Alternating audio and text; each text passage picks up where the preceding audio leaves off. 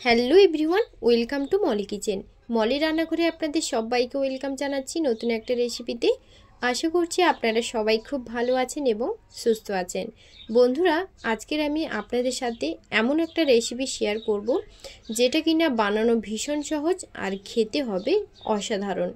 এই রেসিপিটা একদমই নতুন পদ্ধতিতে, তাহলে মলি কিচেন দারুণ স্বাদের এই রেসিপিটা আপনাদের যদি ভালো লাগে, কারণ আমি যখনই কোনো নিত্য নতুন রেসিপি শেয়ার করব আপনাদের কাছে খুব সহজেই পৌঁছে যাবে। আর সাথে বেল বাটনটি প্রেস করতে কিন্তু, তাহলে চলুন রেসিপিটা ঝটপট দেখে নিই।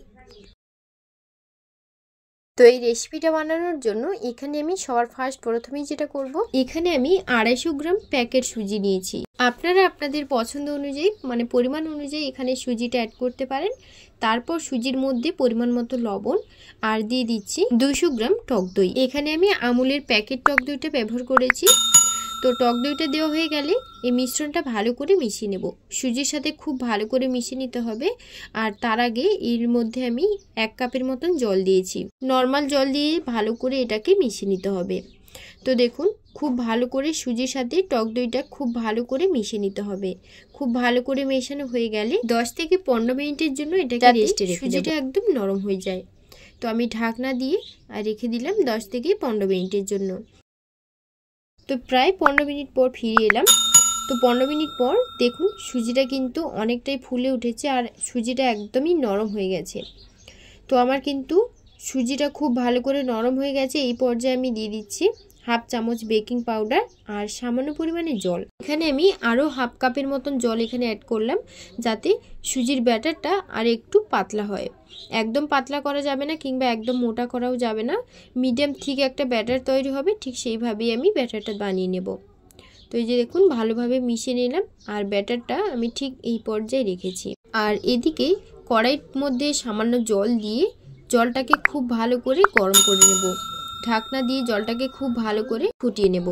জলটা এদিকে ভালো করে ফুটতে থাক, ততক্ষণে এখানে আমি 4টে বাটি নিয়েছি। বড় বাটি নিলে কিন্তু হবে না, একটু ছোট সাইজের বাটি হলে ভালো হয়। ছোট সাইজের বাটি এখানে আমি 4টে নিয়েছি। দেখুন বাটিগুলোর সাইজ দেখে নিশ্চয়ই আপনারা বুঝতে পারছেন যে বাটিগুলো কতটা ছোট নিয়েছি। তো এই 4টে বাটি নিয়েছি, 4টে বাটি থেকেই কিন্তু আমি পিঠেগুলো বানিয়ে দেখাবো আপনাদের। তো এরপর আমি এখানে বাটির মধ্যে সামান্য ঘি ব্রাশ করে নিচ্ছি। আপনারা চাইলে ঘির পরিবর্তে সাদা তেল ব্রাশ করেও দিতে পারেন, মানে সাদা তেলও এখানে দেওয়া যেতে পারে। তো 4টে বাটির মধ্যেই আমি এখানে ঘিটা ব্রাশ করে নেব। আর বন্ধুরা, এখানে একটা আপনাদের কথা বলে রাখি, আমার কাছে যেহেতু পিঠে তৈরির সাঁচ কড়াই নেই, তার জন্য আমি এখানে 4টে বাটি নিয়েছি। বাটিতেই আমি পিঠেগুলো বানিয়ে দেখাবো। আপনাদের কাছে যদি পিঠে তৈরির সাঁচ থেকে থাকে তাহলে সেটা দিয়ে বানাতে পারেন। আর সেই জায়গায় অল্প অল্প ব্যাটার দিতে হবে, আর তখন পিঠেগুলো ছোট হবে, সেটাও কিন্তু ভালো লাগবে খেতে। তো দেখুন 4টে বাটির মধ্যে ঘি ব্রাশ করে নিয়েছি। এবার আমি প্রথমে একটা বাটির মধ্যে 2 হাতা করে আমি যে সুজির ব্যাটারটা বানিয়েছিলাম সেটা দিয়ে দিচ্ছি। 4টে বাটির মধ্যে 2 হাতা করে ব্যাটার দিয়ে দেব। 4খানা বাটির মধ্যে ব্যাটারগুলো দেওয়া হয়ে গেলে আমি এখানে গুড় দিয়ে নারকেলের পুরটা আগে থেকেই বানিয়ে রেখেছিলাম, ব্যাটারের মাঝ বরাবর দিয়ে দিচ্ছি, মানে বাটির মাঝ বরাবর দিয়ে দিচ্ছি। তো এই পুরটা কিন্তু একদম 4-5টা ছড়িয়ে দেবেন না, না হলে কিন্তু যখন পিঠেটা বানানো হয়ে যাবে, যখন পিঠেটা তুলতে যাবেন, তখন ওপরের যে ব্যাটারটা দেবেন সেটা কিন্তু উঠে যাবে। তো দেখুন আবারও 2 হাতা করে ব্যাটার এর মধ্যে প্রত্যেকটা বাটির মধ্যে দিয়ে দেব, দিয়ে নারকেলের যে পুরটা আছে সেটা ঢাকিয়ে দেব। তো দেখুন যেভাবে আমি করছি ঠিক এইভাবেই কিন্তু যদি আপনারা বাটিতে তৈরি করেন ঠিক এইভাবেই বানাতে হবে। তো দেখুন আর পরবর্তী 3টে বাটির মধ্যে 2 হাতা করে ব্যাটারের মধ্যে দিয়ে দেব, দিয়ে পিঠেগুলো বানিয়ে নেব। তো বন্ধুরা, আমার পিঠে তো একদমই রেডি। তো এই পিঠেগুলো এবার ভাপানোর পালা। তো দেখুন পিঠেগুলো আমার একদমই তৈরি হয়ে গেছে। এবার পিঠেগুলো ভাপানোর জন্য এদিকে জল কিন্তু খুব ভালো করে গরম হয়ে গেছে। এখন আমি গ্যাসের ফ্লেমটা অফ করে দিয়ে এর মধ্যে আমি বাটিগুলো বসিয়ে দেব। তো কড়াইয়ের মধ্যে আমি এখানে 3টে বাটি বসিয়ে দিয়েছি আর এদিকে ঢাকনাও লাগিয়ে দিলাম। ঢাকনাটা লাগিয়ে দেওয়ার পর আমি এটা রেখে দেব প্রায় 20 মিনিটের জন্য। একদম হাই ফ্লেমে রেখে দেব 20 মিনিটের জন্য। গ্যাসের ফ্লেমটা একদমই হাইতে রেখে দিয়ে প্রায় 15 থেকে 20 মিনিট ঢাকা দিয়ে রেখে দেব। প্রায় 15 থেকে 20 মিনিট পর আপনাদের দেখাচ্ছি। ঢাকনাটা খুলে নিলাম। তারপর দেখুন পিঠেগুলো হয়েছে কিনা আপনাদের একটু দেখিয়ে দিই। এখানে আমি টুথপিক নিয়েছি, টুথপিকটা আমি পিঠের মধ্যে বসিয়ে একটু দেখে নিচ্ছি। তো দেখুন টুথপিকের গায়ে কিন্তু একদমই লেগে যাচ্ছে না, তার মানে কিন্তু আমার পিঠেগুলো একদমই রেডি হয়ে গেছে। বাদবাকি দুটো পিঠের মধ্যেও আমি টুথপিকটা দিয়ে দেখে নিচ্ছি। দেখুন বন্ধুরা, আমার কিন্তু টুথপিকের গায়ে একটু লেগে যাচ্ছে না, তার মানে আমার পিঠেগুলো কিন্তু একেবারে রেডি হয়ে গেছে। তো এই যে দেখুন সবগুলোই কিন্তু একদম ভালোভাবে উঠে আসছে, এর মধ্যে টুথপিকের গায়ে কিন্তু একদমই কিছু লেগে যাচ্ছে না। তো এবার আমি গ্যাসটা একেবারেই অফ করে দিয়েছি। এবার এটা ঠান্ডা হওয়ার জন্য 10 মিনিট রেখে দেব। 10 মিনিট পর এটা আমি তুলে নিচ্ছি। তো দেখুন তুলে নিলাম, সবগুলোই আমি একেবারেই তুলে নেব। তুলে নেওয়ার পর আপনাদের দেখাচ্ছি। এই যে দেখুন আমি তুলে নিলাম একটা প্লেটের মধ্যে। তারপর একটা ছুরির সাহায্যে প্রথমে বাটির চারপাশটা ধরে ছাড়িয়ে নিতে হবে। তো দেখুন চারপাশটা আমি ছাড়িয়ে নিচ্ছি। প্রথমে তিনটের আমি চারপাশটাই ছাড়িয়ে নেব, আর বাদবাকি পিঠেটাও আমি একেবারেই বানিয়ে নিয়েছিলাম। তো দেখুন চারপাশটা ছাড়ানো হয়ে গেছে। তারপর হাত দিয়ে একটু পেছন দিকটা একটু প্রেস করলে দেখবেন পিঠেটা একদমই ভালোভাবে উঠে আসবে। আর দেখুন পিঠেগুলো কতটা স্পঞ্জি হয়েছে আর দেখতে কতটা সুন্দর লেগেছে। বাদবাকি পিঠেগুলোও কিন্তু আমি বাটি থেকে বের করে নেব। তো দেখুন বাদবাকি পিঠেগুলো একইভাবে সেম প্রসেসে বের করে নিচ্ছি। তো এই যে দেখুন বন্ধুরা, হাত দিয়ে পেছনের দিকটা একটু প্রেস করলে পিঠেটা কিন্তু পড়ে যাবে। এই যে দেখুন কত সুন্দরভাবে পিঠেগুলো হয়েছে, আপনারা দেখেই নিশ্চয়ই বুঝতে পেরেছেন। আর এই পিঠেগুলো এমনিতেও কিন্তু খুব সুন্দর হয় খেতে। তো দেখুন আমার পিঠেগুলো সব তোলা হয়ে গেছে। আর এদিকে পিঠেগুলো সব তোলা হয়ে যাওয়ার পর লাস্টে যে পিঠেটা আমার মানে এক্সট্রা যেটা বাকি ছিল সেটাও আমি তুলে নিলাম। প্রায় এখানে আমি 250 গ্রাম সুজির মধ্যে আমি এখানে 4টে পিঠে বানিয়েছি। যেহেতু বাটিটা একটু বড় সাইজ, এটা যদি সাঁচ বানানোর পিঠের কড়াই হতো তাহলে কিন্তু পিঠেগুলো অনেকটাই হতো। তো দেখুন আমার পিঠেগুলো একদম তৈরি। এবার এই পিঠেটা বানানোর জন্য আমি প্রথমেই কড়াইতে দিয়ে দিচ্ছি বেশ কিছুটা পরিমাণে ঘি, মানে প্রায় আমি 2 চামচের মতন এখানে ঘি দিয়েছি। তার মধ্যে ঘিটাকে ব্রাশ করে নিচ্ছি। কড়াইয়ের মধ্যে ঘিটা প্রথমে একটু ব্রাশ করে নিচ্ছি। তারপর যে পিঠেগুলো আমি বানিয়েছিলাম সেই পিঠেগুলো কড়াইয়ের মধ্যে দিয়ে ঘিতে ভেজে নেব ভালো করে, মানে 2 পিঠ একটু লাল লাল করে ভেজে তুলে নেব। বেশি ভাজার প্রয়োজন নেই, হালকা লাল লাল থাকবে সেই দেখেই ভেজে নিতে হবে।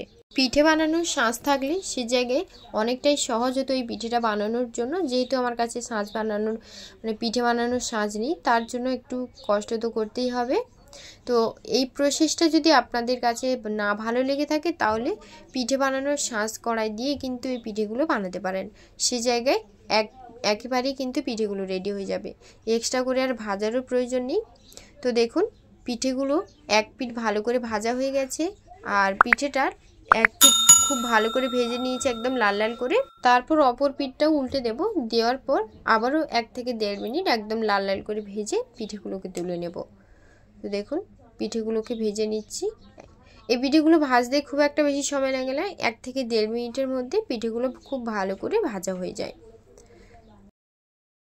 তো পিঠে তো আমার ভাজা হয়ে গেছে, এবার আমি পিঠেগুলোকে তুলে নিচ্ছি। তো সব পিঠেগুলো তুলে নিচ্ছি এক এক করে। বন্ধুরা আমি আবারও বলছি, আপনাদের যদি এই প্রসেসটা যদি না পছন্দ হয়ে থাকে সে জায়গায় পিঠে বানানোর সাঁচ দিয়ে এই পিঠেগুলো বানিয়ে তারপর যেই পরবর্তী যেই প্রসেসটা আছে সেটা আপনারা দেখে করতে পারেন। প্রথম ব্যাচের পিঠেটা আমার তুলে নেওয়া হয়ে গেছে, তারপর পরবর্তী পিঠেটা ভেজে তুলে নেব। এক পিঠ ভাজা হয়ে গেছে, এবার অপর পিঠটাও উল্টে পাল্টে খুব ভালো করে ভেজে নিয়েছি। এবার পিঠেগুলো তুলে নিলাম। তো পিঠে তুলে নেওয়া হয়ে গেলে 500 গ্রাম দুধ, এখানে আমি প্যাকেট দুধ নিয়েছি 500 গ্রাম দুধটা দেওয়ার পর গ্যাসের ফ্লেমটা অফ করে দিয়ে 2 কাপের মতন আমি এখানে দিয়েছি গুড়টা এখানে কিন্তু গ্যাসের ফ্লেমটা অফ করে দিতে হবে, না হলে কিন্তু দুধটা কেটে যেতে পারে।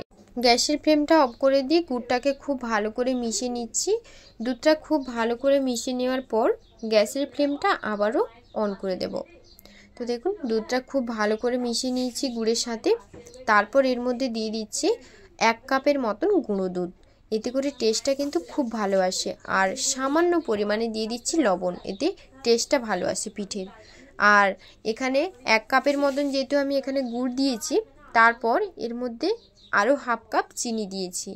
এখানে আপনারা চাইলে চিনিটা স্কিপ করতে পারেন আর পুরোটাই কিন্তু গুড় দিয়ে বানাতে পারেন। আমার কাছে যেহেতু গুড়ের পরিমাণটা একটু কম ছিল, তার জন্য এখানে আমি সামান্য পরিমাণে চিনি অ্যাড করেছি। তো চিনিটা দেওয়ার পর আবারও ভালো করে মিশিয়ে নেওয়া হয়ে গেলে এবার ফ্লেমটাকে অন করে দেব। আর দেখুন ফ্লেমটাকে অন করে দেওয়ার পর আমি কিন্তু মিডিয়ামই রেখেছি। তো এবার এই পর্যায়ে আমি দুধটাকে খুব বেশি ফোটাবো না, 1-2 বার খুব ভালো করে ফুটতে শুরু করলে সেই পর্যায়ে আমি এখানে এর মধ্যে দিয়ে দেবো পিঠেগুলো। তো প্রথমে এক এক করে পিঠেগুলো দিয়ে দিচ্ছি। আর পিঠেগুলো দেওয়ার সময় ফ্লেমটাকে একদমই মিডিয়াম টু লোতে রাখতে হবে, মানে যেহেতু দুধ এখানে দেওয়া আছে, দুধটা দিলে তো দুধ উতলে যাবে, তার জন্য একদমই দুধ দেওয়ার পর একদমই ফ্লেমটাকে হাই করা যাবে না। তো সব পিঠেগুলো দেওয়া হয়ে গেছে। দেখুন পিঠেটা দেওয়ার পর দেখতে কতটা সুন্দর লাগছে না। এই পিঠের রেসিপিটা কিন্তু একদমই ইউনিক। আর এই পিঠের রেসিপিটা কিন্তু নিজস্ব আমারই রেসিপি। আপনাদের এই রেসিপিটা কেমন লাগলো আমাকে কিন্তু কমেন্টে জানাতে একদমই ভুলবেন না।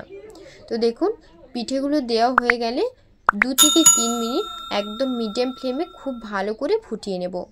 আর এটা যদি আপনারা পারেন পিঠেগুলো একটু উল্টে পাল্টে দিতে পারেন, সে জায়গায় পিঠেগুলো একটু নরম হয়ে যেতে পারে। তার জন্য আমি এখানে পিঠেগুলো আর উল্টাবো না, ওপর দিয়ে এই পিঠেগুলোর ওপর দিয়ে একটু দুধ দিয়ে দেব ওপর দিয়ে।